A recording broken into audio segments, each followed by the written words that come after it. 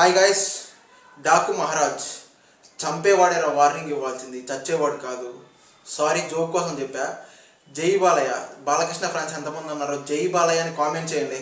వీడియోకి వెళ్ళే ముందు ఒక మాట ఫ్రెండ్స్, ఏంటంటే నేను మూవీ రివ్యూ ఎలా చెప్తానంటే, నేను మూవీ చూసినప్పుడు నేను మూవీ ఎంజాయ్ చేశానా లేదా, నాకు నచ్చిందా లేదా అనేది నేను చూస్తాను.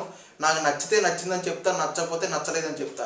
నేను పక్క ఛానల్ వాళ్ళు ఏం చెప్పారని చూసి వాళ్ళు అదే చెప్పడం నాకు ఇష్టం లేదు. అలా నేను చెప్పను కూడా. నాకేమనిపిస్తే అదే చెప్తా, జెన్యున్గా రివ్యూ చెప్తా, జెన్యున్గా ఉంటా, జెన్యున్ కంటెంట్ మీకోసం ఇస్తూ ఉంటా ఫ్రెండ్స్, ఓకేనా. డాకు మహారాజ్ ఇది ఒక మంచి కమర్షియల్ మూవీ ఫ్రెండ్స్. లిటరల్లీ చెప్పాలంటే, అంటే మెసేజ్ ఓరియంటెడ్గా కానీ, ఎమోషనల్గా కానీ, అంటే ఇంకా ఎలివేషన్స్ పరంగా కానీ ప్రతి ఒక్కటి ఓవరాల్గా లిటరల్లీ చాలా అంటే చాలా బాగుంది. ఏ ప్లేస్లో కూడా మనకు బోర్ అనిపించదు. ఫ్యామిలీతో కూర్చొని మరి హ్యాపీగా ఎంజాయ్ చేయొచ్చు. అసలు బేసిక్ కాన్సెప్ట్ ఏంటి, సినిమా ఎలా ఉంది, సింపుల్ క్లారిటీ చెప్తా. ఈలోపు ఒక లైక్, ఒక సబ్స్క్రైబ్ కొట్టేసేయండి. జెన్యున్ మూవీ రివ్యూస్ అని మన ఛానల్లో వస్తూ ఉంటాయి. కొట్టేశారు కదా, థ్యాంక్ యూ. ఇంకా బేసిక్ కాన్సెప్ట్ ఏంటంటే, ఒక ఫ్యామిలీలో ఒక పాపకి ఆ ఫ్యామిలీ మొత్తానికి థ్రెట్ ఉంటుంది అనమాట కొంతమంది నుండి. ఆ టైంలో బాలకృష్ణ వస్తాడు, వాళ్ళందరినీ సేవ్ చేస్తూ ఉంటాడు అనమాట.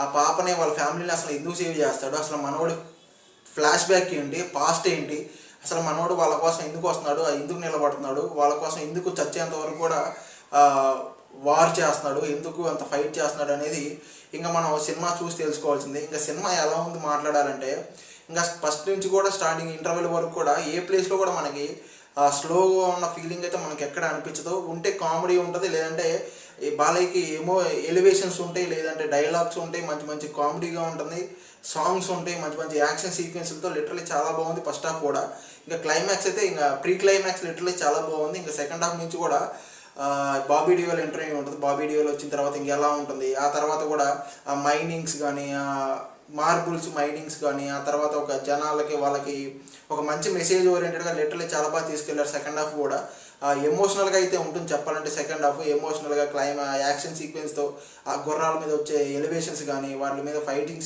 సీన్స్ కానీ లిటరల్లీ మనకి గూస్ బూమ్స్ ఉంటాయి. లిటరల్లీ అరుస్తూ ఉంటారు థియేటర్లో.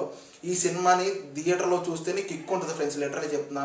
ఈ ఫోన్లో చూద్దాము, ల్యాప్టాప్లో చూద్దాం అనుకుంటే మాత్రం ఎవరికి ఈ సినిమా పెద్దగా బ్యాక్గ్రౌండ్ మ్యూజిక్తో కానీ మనకి ఎక్కడ హైలైట్ అనిపించదు.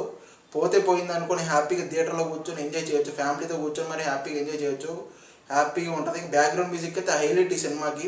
ఇంకా బాలయ్య యాక్టింగ్ అయితే హైలైట్. ఇంకా మిగతా వాళ్ళందరూ కూడా సపోర్టింగ్ రోల్స్లో ఉన్న వాళ్ళంతా కూడా లిటరల్లీ చాలా బాగా యాక్ట్ చేశారని చెప్పుకోవచ్చు, ఓకేనా. ఇంక ఈ సినిమాకి ఓవరాల్గా నా రేటింగ్ అయితే ఇక్కడ పక్కన ఇస్తున్నాను చూసేయండి. అలాగే నా రివ్యూ నచ్చితే ఒక లైక్, ఒక సబ్స్క్రైబ్ కొట్టేసేయండి ఫ్రెండ్స్, థ్యాంక్ యూ.